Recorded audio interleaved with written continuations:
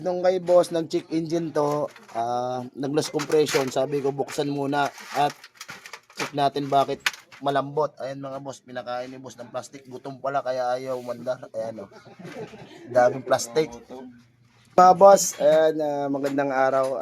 Sa mga nagtatanong pa rin sa akin kung bukas, lagi tayong bukas boss, Lolis lang hindi. Ayan, may dumayong customer sa atin. Bossing, shout out. Boss, ayos naman ang yung motor, ba't ayaw umandar sir? May kumalang. Ayan, yeah. Nung kay boss, nag-check engine to, nag-loss compression. Sabi ko buksan muna at check natin bakit malambot. Ayan mga boss, pinakain ni boss ng plastic. Gutom pala kaya ayaw umandar. Ayan o, daming plastic. Ayusin natin yan. Titingnan natin kung napapandar natin ito mamaya. Tapos shoutout boss. Ayan ang pinanser na yan. Madam, mga 50 mil madam, ayos lang. O bibenta natin, bibili tayong bago ano. Tapos kay boss, galing Kalamba sir. Ayos naman ang tulak bossing. Pawisan eh, merienda na yan eh.